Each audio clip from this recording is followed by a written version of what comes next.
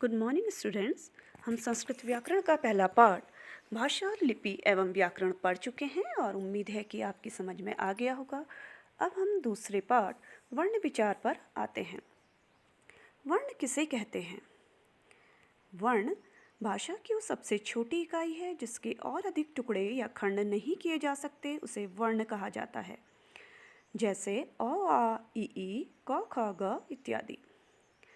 वर्ण के दो भेद हैं, स्वर एवं व्यंजन। जिन वर्णों का उच्चारण करने में दूसरे वर्ण की आवश्यकता नहीं होती उन्हें स्वर कहा जाता है। ये कुल 13 या 13 होते हैं, जैसे अ, आ, ई, उ, रि, री, लृ, ए, ऐ, ओ, औ इत्यादि। व्यंजन जिन वर्णों के उच्चारण करने में दूसरे वर्ण की आवश्यकता होती है उन्हें व्यंजन कहा जाता है। ये बिना स्वर की सहायता के नहीं बोले जा सकते हैं, जैसे क, ख, ग, घ इत्यादि। जब हम क, ख, ग इत्यादि का उच्चारण करेंगे तो क के साथ अ, ख के साथ अ इत्यादि सुनाई देता है, तो व्यंजन बिना स्वर की सहायता के नहीं बोला जा सकता है। अब हम आते हैं स्वर के भेदों पर। स्वर के 3 भेद हैं, ह्रस्व, दीर्घ और प्लुत। जिन वर्णों का उच्चारण करने में बहुत कम समय लगता है उन स्वरों को ह्रस्व स्वर कहते हैं, जैसे अ, इ, उ, ऋ, लृ इत्यादि। दीर्घ स्वर जिन वर्णों के उच्चारण करने में ह्रस्व स्वर से अधिक समय लगता है उन्हें दीर्घ स्वर कहा जाता है, जैसे आ, ई, उ, री, ए, ऐ, ओ, औ इत्यादि। यहाँ पर हम देखेंगे कि अ बोलने के अ को बोलने या उच्चारण करने में कम समय लगता है, लेकिन आ बोलने में अधिक समय लगता है।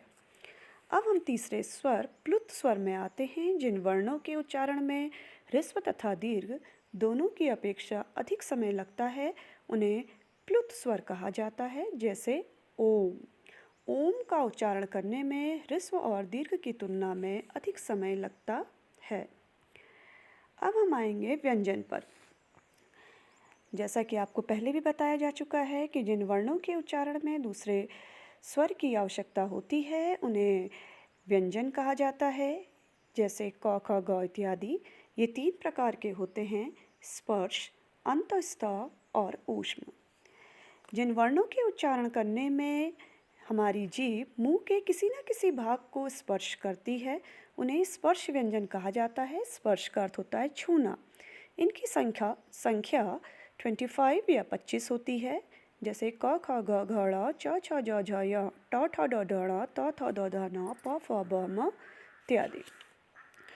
अंतःस्थ जिन वर्णों के उच्चारण करने में वायु थोड़ा रुककर कम शक्ति से बाहर छोड़ी जाती है उन्हें अंतःस्थ व्यंजन कहा जाता है। ये 4 होते हैं, य, र, ल, व। इन वर्णों का उच्चारण करने में हवा थोड़ा सा रुककर कम वेग के साथ छोड़ी जाती है। अब है ऊष्म व्यंजन। जिन वर्णों का उच्चारण करने में हवा हमारे मुख से निकलने वाली हवा थोड़ा गर्मी का एहसास देती है या गर्म हवा निकलती है उन्हें ऊष्म व्यंजन कहते हैं, जैसे श, श, स, ह इत्यादि। अब हम आते हैं संयुक्त व्यंजन पर। कई व्यंजन ऐसे होते हैं जिनमें 2 वर्ण मिले रहते हैं उन्हें संयुक्त व्यंजन कहा जाता है, जैसे श, त्र, ज्ञ इत्यादि। इसके अतिरिक्त कुछ ध्वनियाँ ऐसी होती हैं जो न स्वर में और न व्यंजन में जिनको सम्मिलित किया जाता है उन्हें अयोगवाह कहा जाता है। ये ध्वनियाँ हैं विसर्ग, अनुस्वार और अनुनासिक। अब इसके बाद हम आते हैं वर्णों के उच्चारण स्थान में।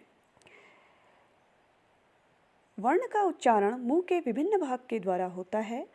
जब हम किसी वर्ण का उच्चारण करते हैं तो वो अलग अलग स्थान से उसका उच्चारण होता है, जैसे कंठ से, तालु से, मूर्धा से, दंत से, ओष्ठ से और नासिका से। अपनी पाठ्य पुस्तक में आप देखेंगे कि एक सारणी बनी हुई है जिसमें आपको वर्णों के उच्चारण स्थान दिखाए गए हैं, जिनमें से आप जिसको देखकर आपको पता लगेगा कि कौन से वर्ण कंठ से, कौन तालु से, मूर्धा से, दंत से, होठ से, नाक से, कंठ और तालु दोनों से, कंठ और ओष्ठ या होठ दोनों से, और दांत और होठ दोनों को मिला के बोले जाते हैं। अब हम आते हैं वर्णमाला पर। वर्णों के व्यवस्थित समूह को वर्णमाला कहा जाता है। इसमें स्वर और व्यंजन दोनों आते हैं। स्वरों की संख्या 13 है और व्यंजनों की संख्या 33 है। इसके अतिरिक्त इस पाठ में वर्ण संयोजन है। वर्ण संयोजन का अर्थ होता है कि वर्णों को जोड़ना। जब हम वर्णों को जोड़ के लिखते हैं तो इसे वर्ण संयोजन कहते हैं, और जब हम वर्णों को अलग अलग कर देते हैं, स्वर और व्यंजन को अलग अलग करके दिखाते हैं, तो इसे वर्ण विच्छेद कहा जाता है। आशा है कि आपको ये पाठ अवश्य समझ में आया होगा, और अधिक अच्छे से समझने के लिए आप अपने संस्कृत व्याकरण के सेकंड चैप्टर वर्ण विचार को पढ़िए। धन्यवाद।